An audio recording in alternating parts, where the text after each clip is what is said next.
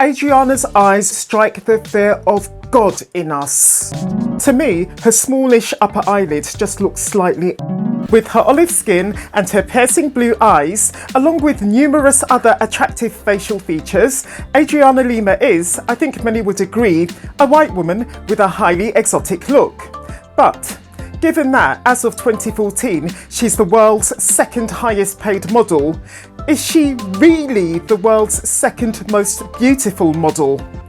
By the same token, is the highest paid model in the world, whoever she is, really the most beautiful model in the world?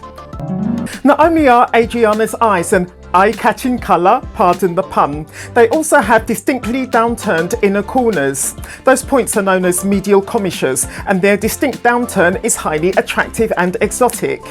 Adriana's eyes are almond-shaped with white sclera and with no scleral show below the iris, which is ideal. And in fact, having none of the whites of your eyes showing below the iris of your eyes is an indication of healthy eyelid tightness. Adriana's eyes are approximately one eye apart from one another, and that measurement is in line with many beauty ideals. But some of Adriana's fellow models don't actually have that measurement. Her eye spacing makes up roughly 46% of her total facial width. This is the ideal standard laid out by Pala et al. And contrast this average or proportional normal eye spacing with someone like Anya Taylor-Joy, who lies at the extreme ends of interpupillary distance, then her eye spacing makes up over 50% of her facial width. In case you don't know, I'm Gina and I'm from London. Adriana's eyes have a positive canthal tilt, that's upturned outer corners to be exact. On the point of upturns and upward vectors to the eyes, Adriana's eyebrows are thin and dark and with only a slight arch, and their outer corners actually sit slightly higher than the inner corners. Eyes with an upward slant to them, accompanied with eyebrows whose outer corners sit slightly higher than the inner corners, are known, as you possibly already know, as fox eyes or cat's eyes. Zendaya is another beauty with such eyes. Of course, if you want fox eyes or cat's eyes but haven't got them, well, if you've got the money, you go and buy them. You ask your plastic surgeon for canthoplasty. Adriana's eyes have an interpupillary distance of 48% of the width of her face, which adds to their vast aesthetic appeal. Adriana's upper eyelids, though, are actually quite small, which is, some say, one of the secrets to Adriana's former 18-year-long career with Victoria's Secret. With their size, shape and colour, Adriana's eyes trigger pleasure in our own eyes. In other words, Adriana's eyes are, many agree, exotic and beautiful. But with positively tilted and minimally arched eyebrows, which, because her upper eyelids are also quite short, appear quite low set, in other words, they're quite close to her eyes, Adriana's eyes also strike the fear of God in us. Having beautiful eyes that no less appear somewhat threatening and ferocious is a feature that many Victoria's Secret models have, apparently, and it's no accident. But the question is, are Adriana's eyes truly intimidating or ferocious or threatening in some way? To me, her smallish upper eyelids just look slightly unattractive. As I understand it, according to many beauty ideals, in women, taller eyelids are more attractive. And for instance, beauties like Kylie Jenner and Taylor Swift, I believe, both had an upper eye lift in order to improve their beauty. Adriana has a stunning mouth.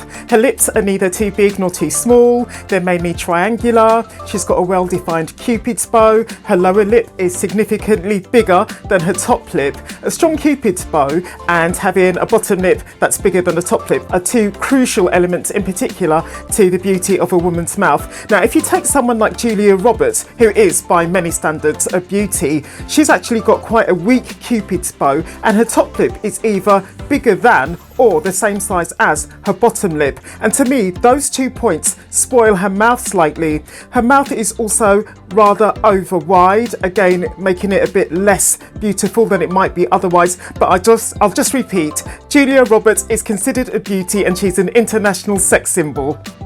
Another element of beauty to Adriana's mouth is the fact that the corners of her lips are in line with the inner edges of her irises. That just gives her face more symmetry, more harmony, more beauty.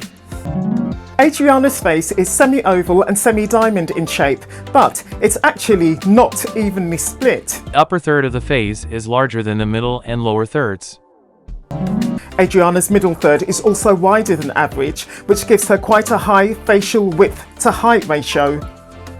The widest zone to Adriana's face is at the base of her eyes, which comes from the high positioning as well as the width of her cheekbones. Not all models have such widely spaced cheekbones, but many, if not most models, definitely have high cheekbone positioning. This is quite common in supermodels, with Jasmine Tookes being another example of this. The plumpness to Adriana's lower face, which she had when she was younger and just starting out in modelling, actually distinguished her as a model. In modelling, as you probably know, a more hollow look to the lower face is preferred, especially since that accentuates the cheekbones. Over time, Adriana has of course suffered a loss of fat to her face, as we all do. But unlike many of her fellow models, she has kept her buccal fat. Is the fat pad that lives underneath the cheekbone. It is responsible for giving the face the contour from the mid-face down to the lower face. This section underneath the bone to the jawline. Basically, some of that transition between bones is going to occur because of the buccal fat pad. Buccal fat removal makes the cheeks go hollow and accentuates the cheekbones and usually makes a person more attractive for a while.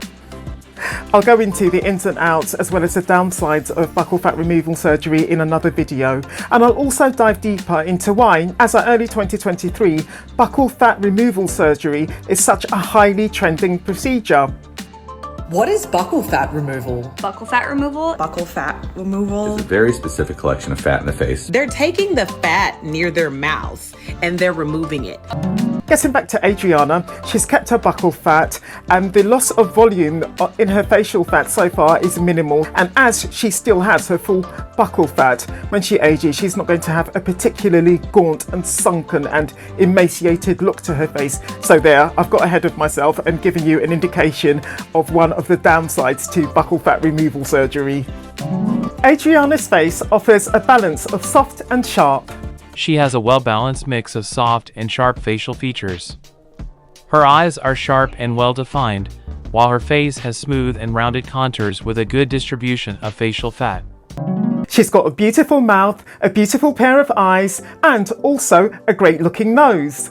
Lima's nose is thin and well-proportioned.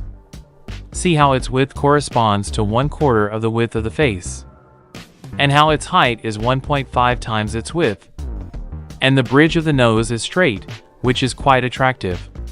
But when I personally hear that someone's a model, I expect them to have a stunning, well-proportioned jawline, which should include a handsome chin, which in profile sits more or less in line with the lips.